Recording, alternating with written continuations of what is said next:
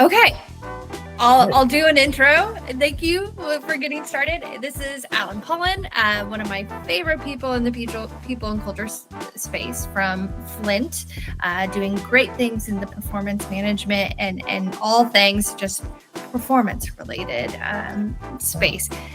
That being said, I'm really excited to chat with you today. And you're my first interviewee, so I'm really excited Amazing. to have you on here. I know it's going to be I'm awesome. honored. So yeah, and really what this section is Vibemakers, and it's talking to culture activators like yourself. They're leaders in the space who are doing things to really kind of paradigm shift what we think about people experience and culture. So thank you. Amazing. Well, thanks for having me, Marnie. I'm super excited to be here, and the first is amazing too, and hopefully everyone listening can get something out of this little section. Awesome. Well, so just to get us kicked off, tell me a little bit about yourself and what you're up to.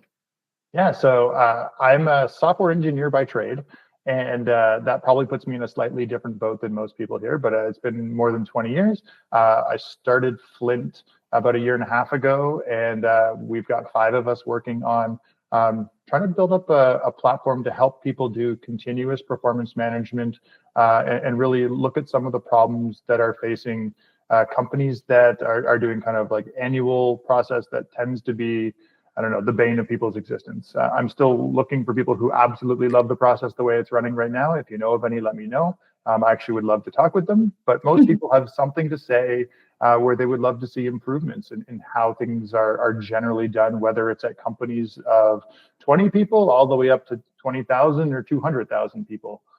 So like some of these principles are pretty universal, and yeah, we're kind of taking a new approach, not necessarily anchoring ourselves to traditional ways, and hoping to build systems that save people time and help them gather feedback and coach each other in more ongoing ways that create alignment up and down the chain. Love that. And I think that's why I was one of the big, early subscribers to what you were doing with Flint. We had the conversation about, you were really in exploratory mode about, pain points and from people who have been in that head of people role. And I think that's why I was super excited to get on board in the Flint partnership program.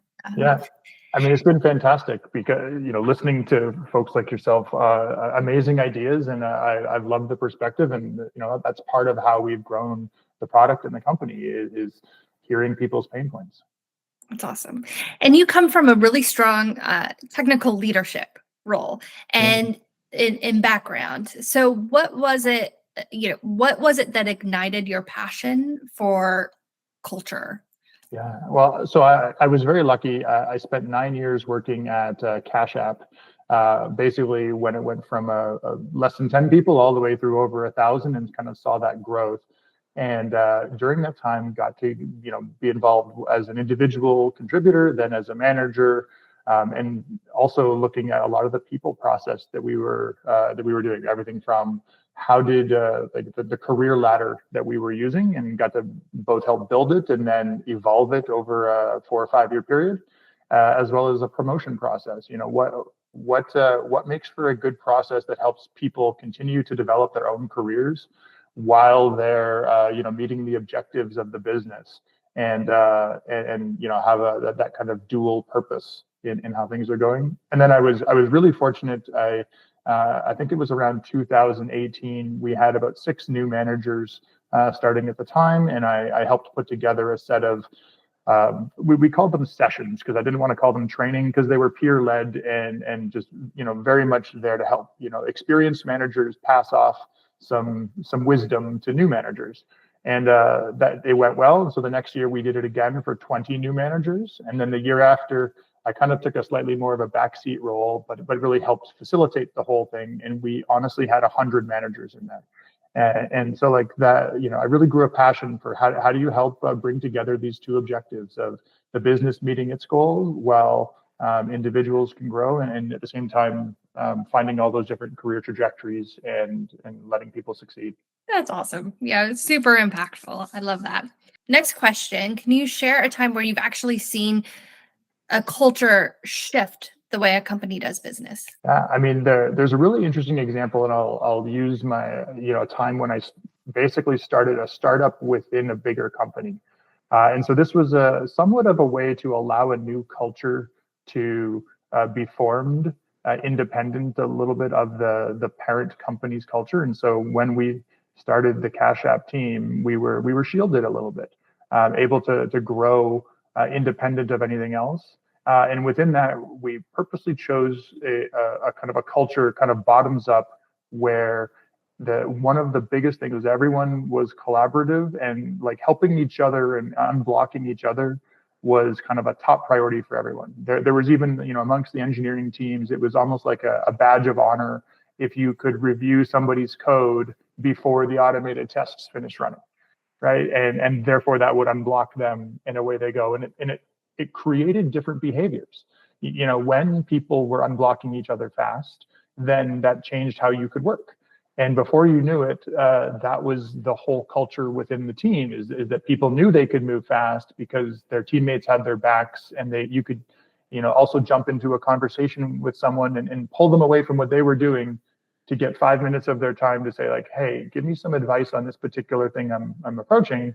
And before you know it, your collective wisdom probably provides a better foundation, and you go off and do your stuff, and away you go. And at the end, it's a great way to both build cohesion in the team, but also a culture that, like, I was completely independent of the rest of the company. And still to this day, I believe, continues to have its own culture and continues to be a great culture. That's fabulous. And there's something so powerful about having these subcultures, and these subcultures that create this, more unified, smaller special ops type team is awesome.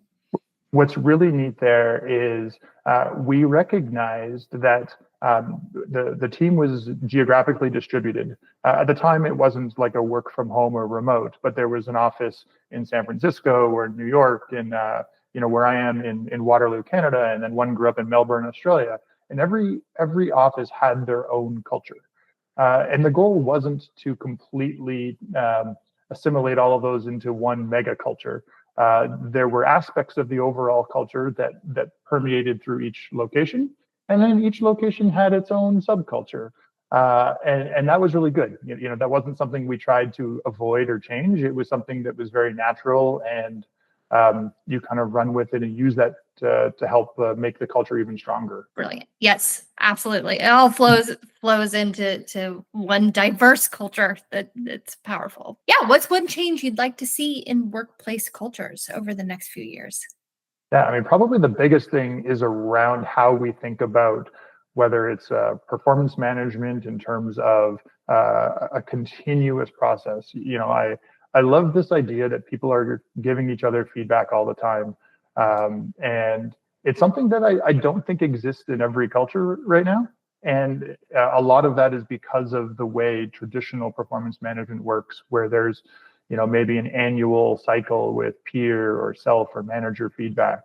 And while I think there's a place for those, there's a world where we can take some of the energy and time that is currently going into them and use that on a much more ongoing basis to really help, whether it's give feedback every one-on-one, which might be every week or two, might create an environment where, if you think about people's growth as like compound interest, the more compounding cycles you can get, the faster they're ultimately going to grow.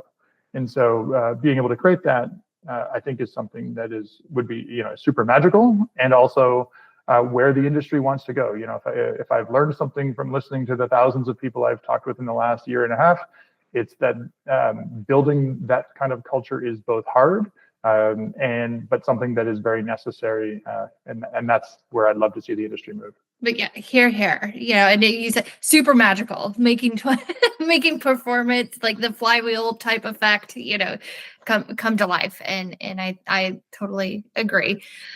We're going to shift gears to the rapid fire questions. They're not that rapid, but it's just for fun, and see what you got. Okay. So what's your go-to productivity hack? Ooh, productivity hack. I overuse my calendar for everything. So I will schedule myself for tasks in my calendar where it's like, spend time going through dashboards. or spend time following up on leads, and give myself individual meetings for it. And that's where I kind of organize my life. Yeah. If the calendar doesn't tell me to do something, I'm not doing it. Yeah. So, Yeah, yeah, exactly. absolutely. So what's one book that changed your perspective on work? Ooh. Okay, I'll go back. I read Multipliers by Liz Wiseman. I read it back in, I think, mid 2010, so like 2015, 16. And it was right around the time I was becoming a manager again, because I kind of fluctuated back and forth depending on which company. And I just love the book. I love the idea that it helps teach that you have to elevate people around you. And the best leaders out there are ones who are more like talent magnets and are able to create success for others, and that ends up creating success for themselves. You don't need to take the success. You'll naturally, by making the pie bigger, it's the best way to overall create the biggest piece of the pie for everybody. That's awesome. Okay. And if your company culture, I'm throwing a curveball. If your company culture was a theme park ride, what would it be called, and what would the experience be like?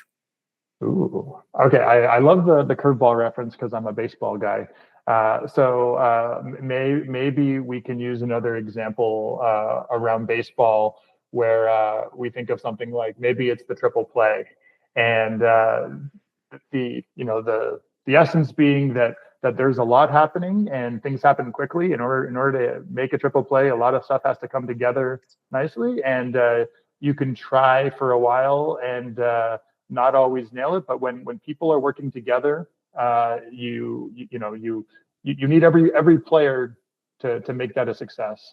And so it's great when it happens. You celebrate those moments. So there's kind of an aspect of celebration that comes in when you turn a triple play, and it's something that requires pure teamwork. And I think all of those aspects would be something that I would go for in my amusement park culture.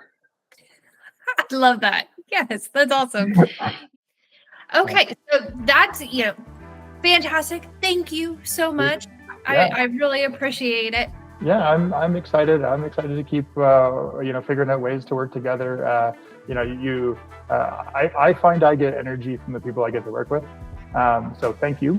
I appreciate it. I'm looking forward to seeing how this comes out, and thanks for doing this kind of on the fly. I really like that you get a little bit of a sneak peek, but I'm not like reading from an answer or something like that. Like, this is so much more. It's going to be more vibrant, if I can use a vibe word in that. Absolutely, and that's